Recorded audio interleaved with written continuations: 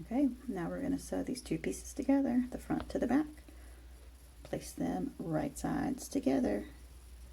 You should start to notice a pattern here. Line up your seams so you can nest them together. By the way, there are other ways to nest seams. This just happens to be the way that we're going to do it right now, because you're still pressing your seams open because you just learned how to sew seams, and that's what you do for now. Once you get used to this, you'll see, oh my goodness, there are so many other ways I can finish my seam. And it'll be really exciting that day.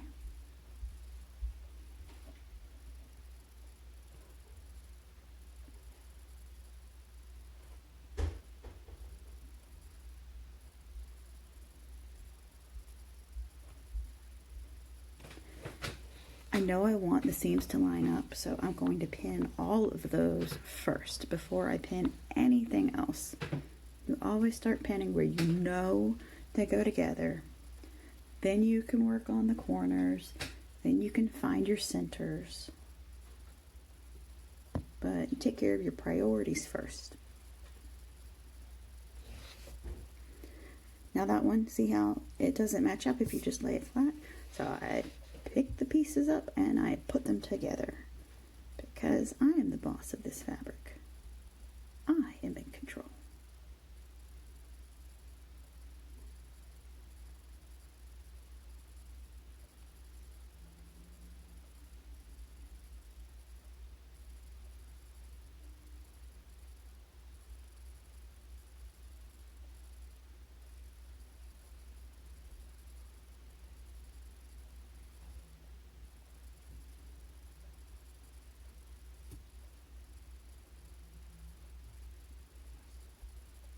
Okay, I've got all of the corners done.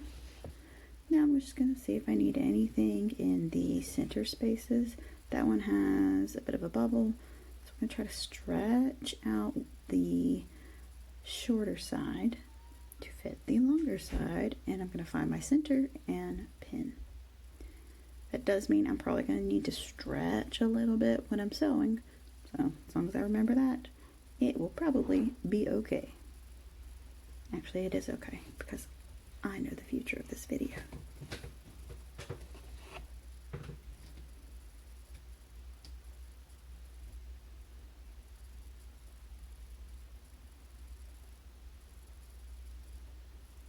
It does seem like a lot of pins, but in this small little space of fabric, we've got a lot of things to line up.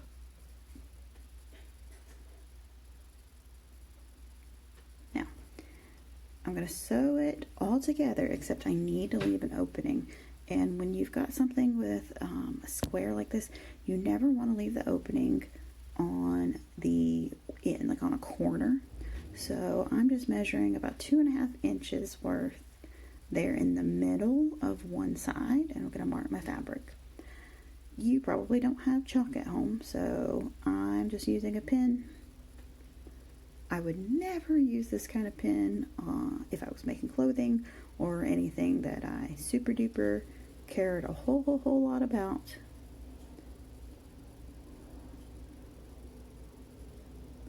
Okay, now I'm going to start sewing and backstitch to one of those marks. Still on 5/8. There we go. Need to slide that pin out. Sew to the end and backstitch. Wonderful. Needle up, presser foot up. Pull the fabric out, cut the threads, and repeat. Back in, 5/8, presser foot down, needle in, backstitch to the top, let go of the reverse button, sew. Pause when you get to a pin. Put it somewhere safe. Sew, pause.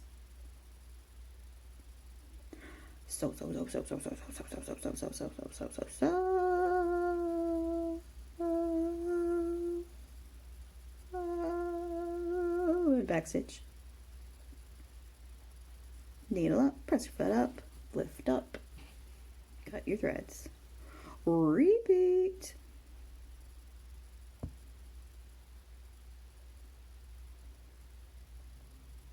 On the 5/8, press your foot down, needle down, back stitch. Sew forward, pause for the pin. Sew forward, pause for the pin. Don't ever sew over the pins.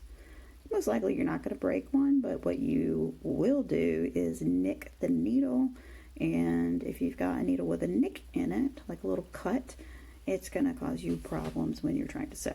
This was that weird little corner, so I did have to sort of stretch the fabric without, how do I put this, pulling it and keeping it from moving forward. Just make sure you're very careful with your fingers in areas like that. When sometimes you just have to get your fingers closer to the needle. Not saying they have to be close, just maybe closer. All right, back at it. 5/8, back stitch, forward stitch, sew, pin, sew, pin, sew, pin,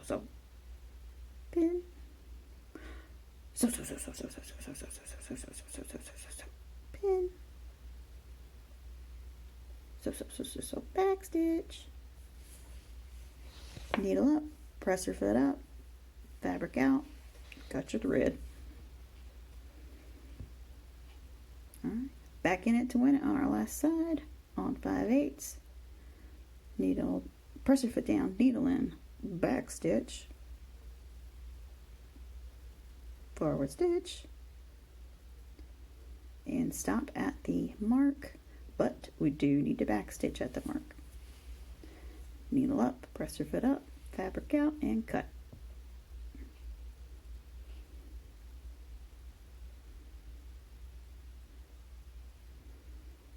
Alright, you see that's the space that I didn't sew in. You are gonna need that space. I left 2.5 inches of space, and you want to leave it right there in the middle too. It's got to be enough that you can fit, I don't know, you need to be able to turn it with your fingers. So, I mean, it just depends. If you've got really large fingers, you're going to need to leave a bigger space. You can make that judgment call for yourself. Alright, now some of my seam allowance is flipped in that one little area, but it's just that those two, it's not that big of a deal. Yeah, if it was happening every single time, I'd probably go back and fix it, but once it's fine. Okay, double checking, making sure it's 5/8. Count them. Oh, look at that. 1, 2, 3, 4, 5. 1, 2, 3, 4, 5. 1, 2, 3, 4, 5. 1, 2, 3, 4. Guess it. 5. All right, and that was the weird and wonky side. It turned out pretty good. All right, just checking the last ones. And to check them, if you haven't been able to tell, I place a whole number from the measuring tape on the row of stitches and count from there. Normally, I would use a seam gauge or sewing gauge set to 5/8, but I know a lot of you do not have one of those at home, but you do have a measuring tape.